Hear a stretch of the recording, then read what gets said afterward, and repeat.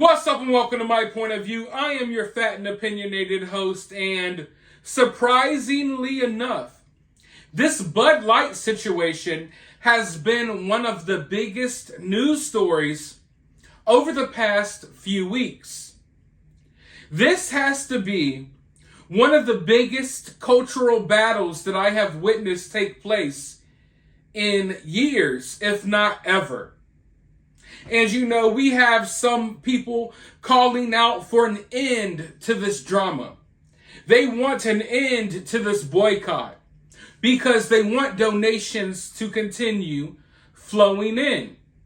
And then you have a portion of people who are trying to downplay how big this situation has gotten.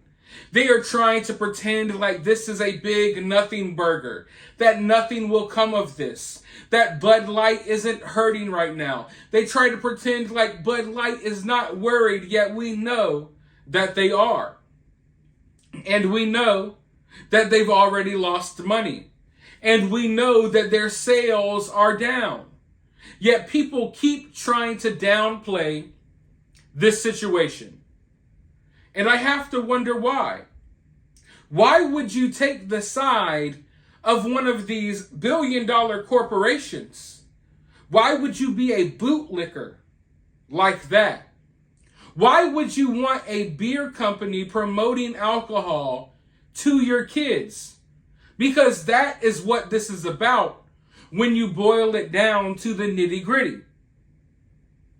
Now, they've been running some polls trying to see how many people are really down with this boycott or not.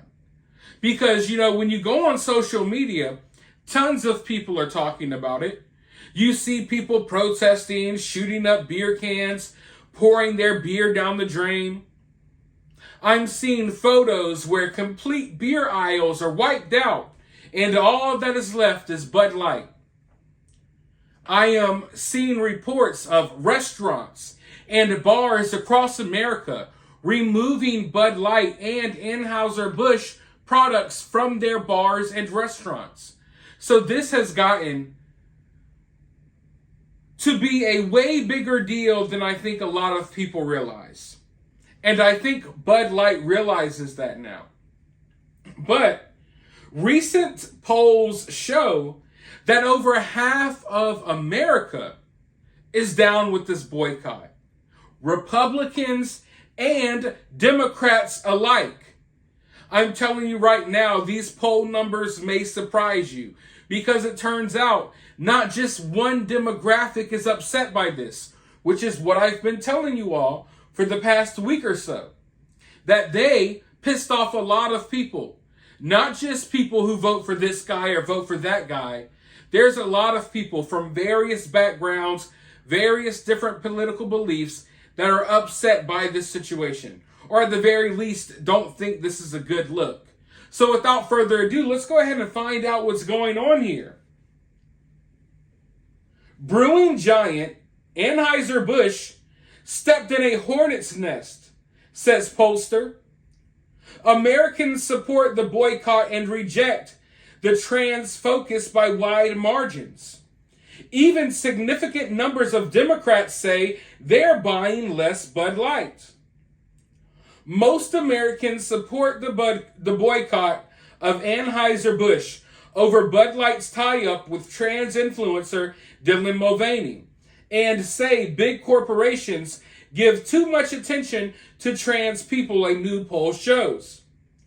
A Rasmussen report survey of over 1,000 adults found that the brewing giant stepped in a hornet's nest by getting Mulvaney, a controversial TikToker, to promote their low-calorie beer.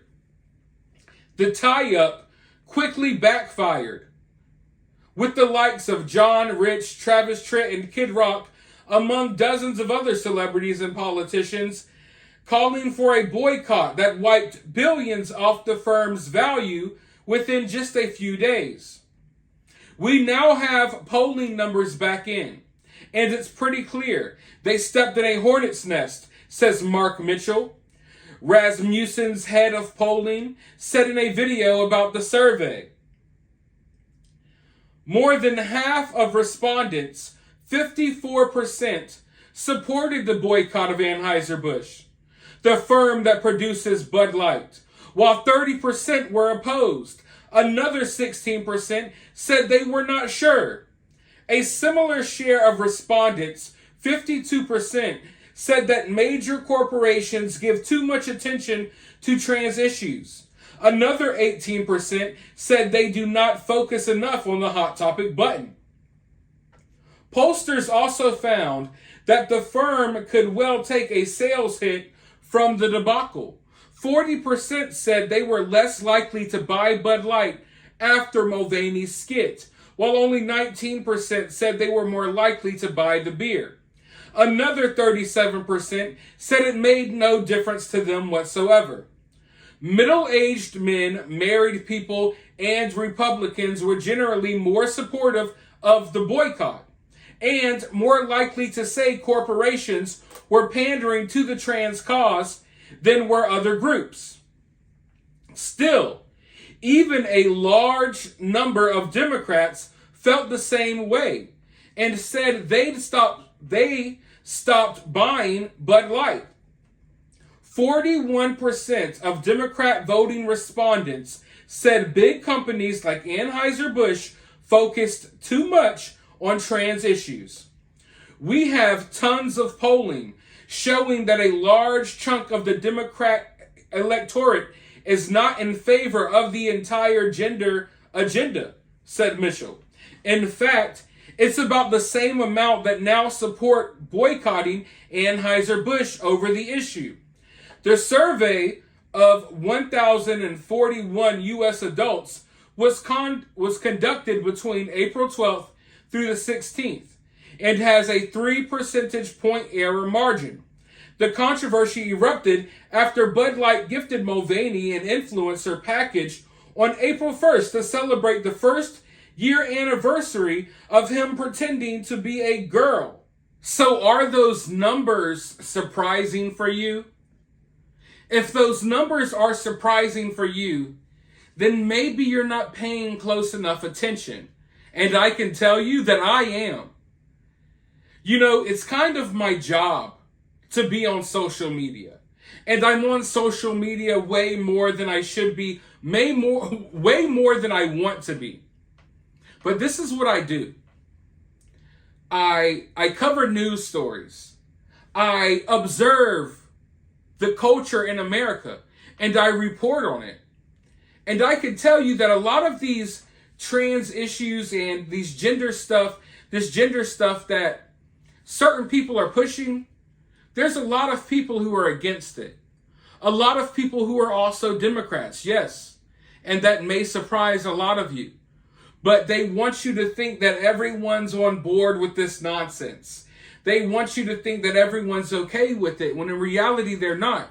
Some people just don't realize that it has become as big of a deal now as it is.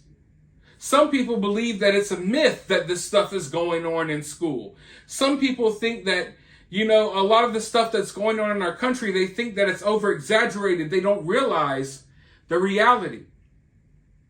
But the reality is most people don't want people like Dylan Mulvaney promoting any products to them. And just like I told you all from the beginning of me covering this story, Dylan Mulvaney is offensive to women, gay men, and even trans people because he acts like a caricature of all three of them mashed together, prancing around, acting like a little girl. And I'm telling you right now, I don't believe that he is actually trans. I think it's all an act for him to get famous, for him to get money. So, in many ways, the same people who you think may be supporting Dylan Mulvaney being on this beer can, in many circumstances, they're against this as well. Because they know the type of person Dylan Mulvaney is. Maybe he fools some people, but in reality, I don't think this dude has much supporters. I think people fake support for him to stick it to conservatives or whatever you want to call it. But I don't think this dude has really many supporters other than kids who are really confused about what the hell is even happening. But this goes to show that this is a bigger deal than I think most people realize. In fact, I think this study shows that the fallout from this situation can be much bigger than what anyone expected. Because up until this point, up until these studies came out, up until these polls started coming out, everyone assumed that only one demographic of people were upset by this situation. When in reality, it seems like they upset some of the same people they were trying to pander to. They tried to pander to a crowd that they thought would like Dylan Mulvaney. But it turns out even that crowd knows that this dude is a fraud. And it turns out that a large percentage of that crowd are still not on board with this gender stuff and all of this weird stuff that they're promoting. So if anything, I think this is a white pill moment. I think this should give everyone a little bit of hope that there are still people out there from both sides that realize that this stuff is wrong. There are people out there from both sides that are on the same page when it comes to this. And these are the type of things that we need to be on the same page about. I don't consider myself belonging to any political party. But when you get to a point where political parties can't agree that maybe kids should be kids, that's when it becomes a problem. Both sides should agree that kids should be kids. Both sides should agree that people like Dylan Mulvaney have no business trying to indoctrinate them with all of their weird, nonsensical stuff. Grown men who pretend to be little girls should not have access to children on TikTok. That's something we should all agree with. That's not something that's far out there.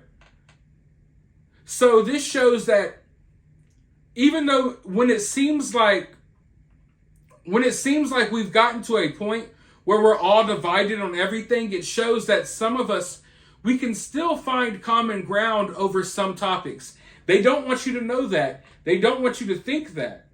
They want you to think that both sides are the exact opposite. But in reality, there are still rational people out here that all can agree that Dylan Mulvaney must be stopped. There's still rational people out there that understand why it's wrong to put someone like him on the side of a beer can, and why it's wrong for someone like him to be promoting beer in the first place when his audience is 13 to 15-year-olds on TikTok. Let me know your thoughts about this, though, down in the comments below. What about these numbers surprised you? While you're down there, hit the thumbs up, hit the subscribe, ring that notification bell, and remember, always remain opinionated.